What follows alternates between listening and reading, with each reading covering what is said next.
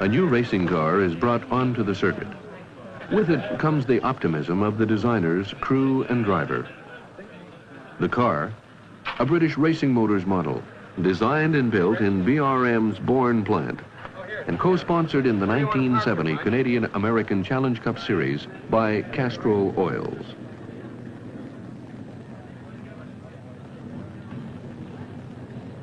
The driver, George Eaton, Canadian. At 24, he's one of the youngest competitors on the Formula One Grand Prix and CanAm circuits.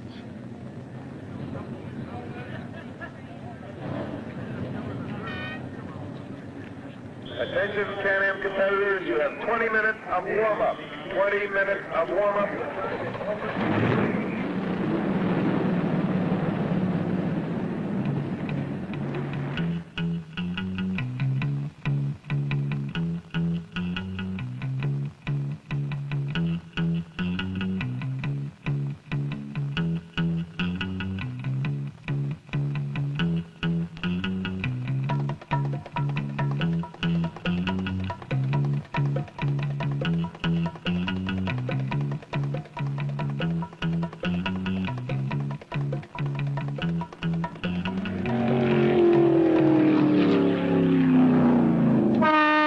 Warm-up laps prior to the race enable the engine to reach its operating temperature.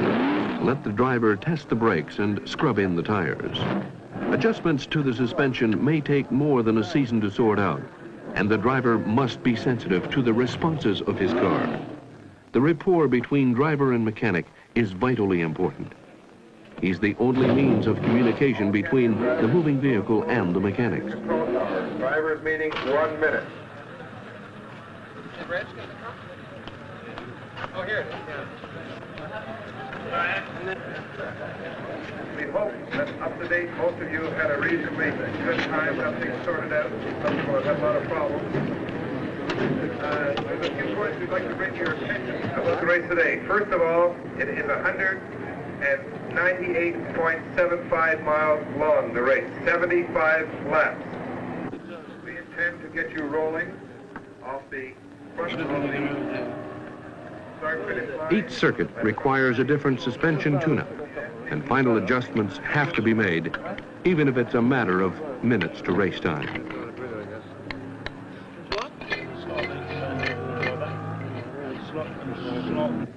George Eaton's first race was in a Sunbeam Alpine in 1965, and became a full-time professional in 1969, placing him in competition with the world's top racing drivers.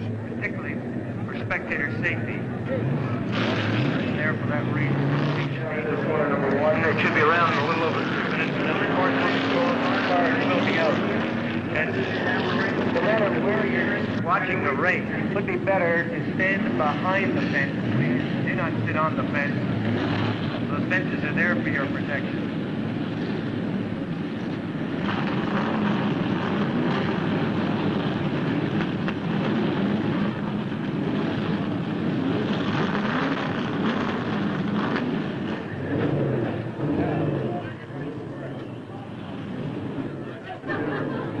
All CanAm drivers, please go to your cars if you're not already there.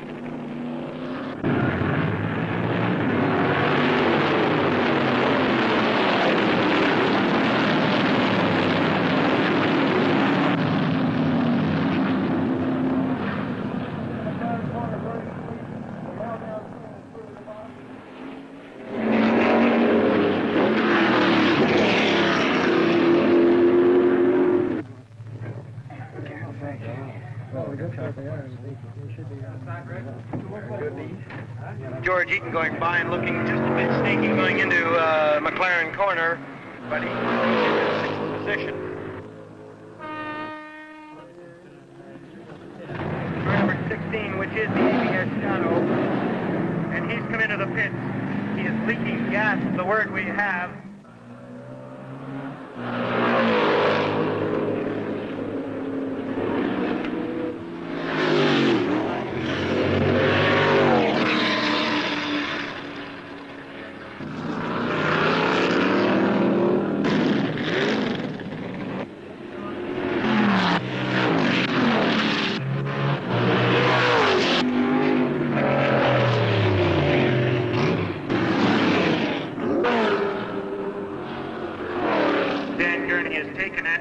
Both our motion backers second, George Eaton third.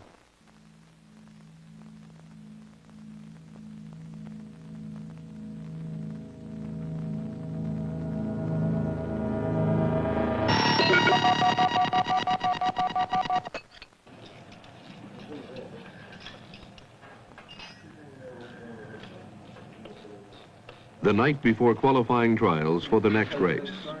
A good lap time tomorrow will make for an advantageous starting position on race day. Eaton's there to chat with mechanics for a while, deciding how the car will be set up specifically for this circuit. The final chance to test their calculations comes on practice day.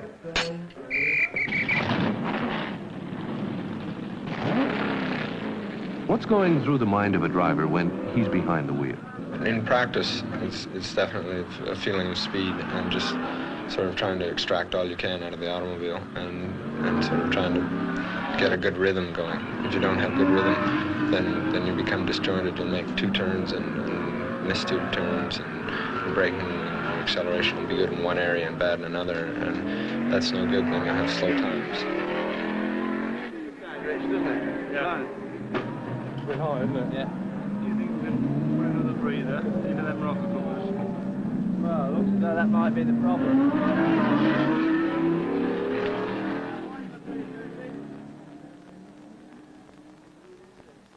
Well, I'm usually less critical of the car during the race, and more critical of myself and my position in relation to the other people.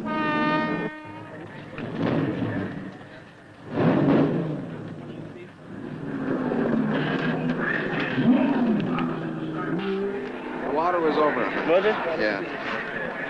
Thanks.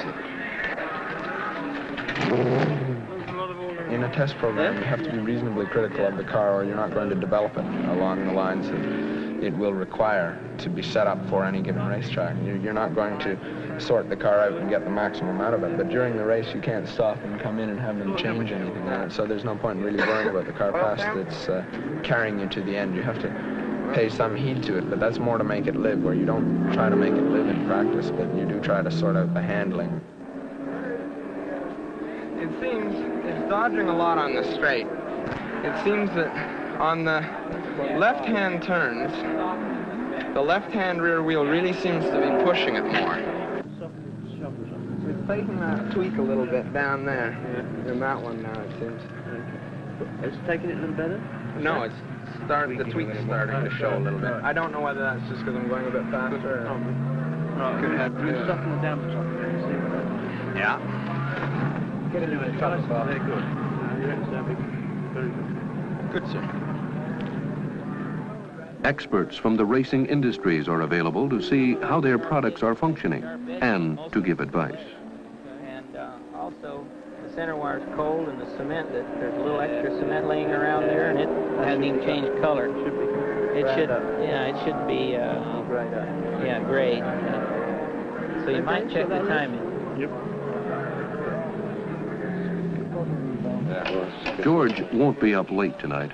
After traveling some 12,000 miles in the last week, he needs plenty of rest for tomorrow's race. The travel is quite extensive when you run CanAm and Formula One, because that means that every week you fly across the ocean for the entire summer, and so that creates a bit of a time zone problem, and it gets to the point where you give up thinking of time in the normal concept, and you just learn to sleep when you're tired and stay awake when you're not, and I generally just gauge it that I'm awake and alert for the race.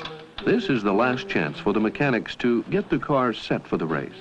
If they're lucky, they might get a couple of hours sleep tonight.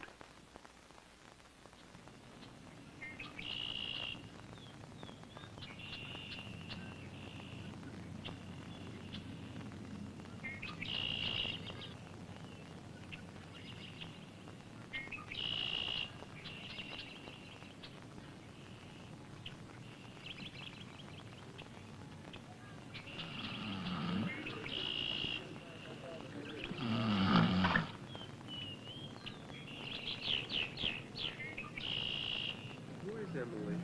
A dog, I think. Really? No, Emily. Emily's really a dog.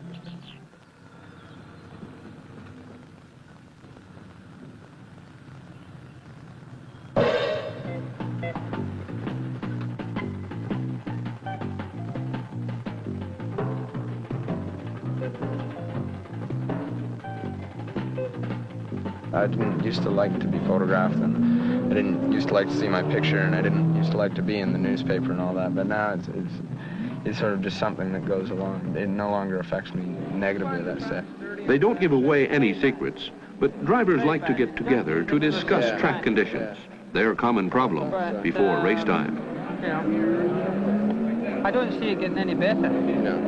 Because the sweat did after the sports cars had been out. Did they? Before the CanAm cars were out, yeah. Well, what's making it then?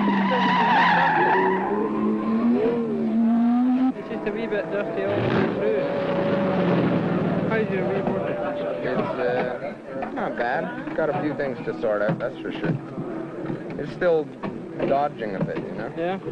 Yeah, it's getting... Well, this circuit's very bumpy anyway. Yeah. You know, it's undulating. Can't help much having Roger working the car either. Nah. He'll be all right.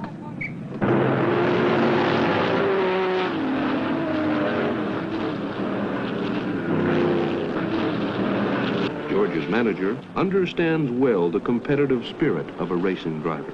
The racing requires a tremendous intensity and a very high competitive spirit, not just the average sportsman spirit, but that extra special competitive factor that makes any professional athlete. George has this quality, and he's very highly honed mind, very sharp mind, very alert, and his same depth of interest and intensity of interest in what he's doing applies to his overall personality and other ventures that he participates in.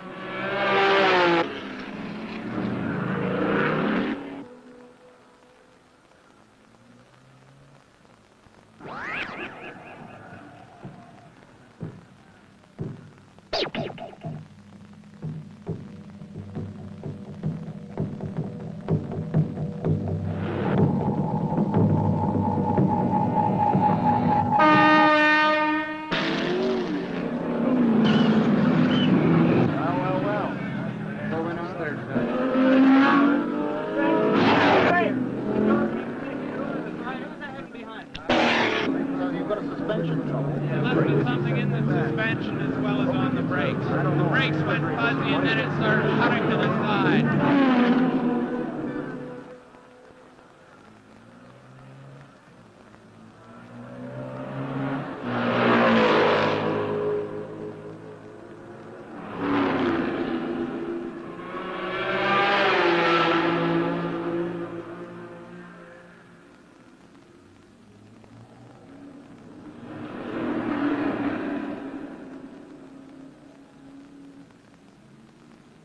It was a small thing that broke, 10-cent bolt.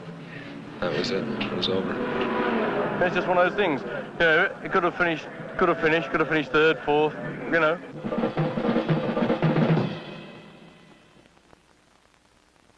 With a bit of luck, you win a race, then you think, Christ, the last 9 failures were all worth it.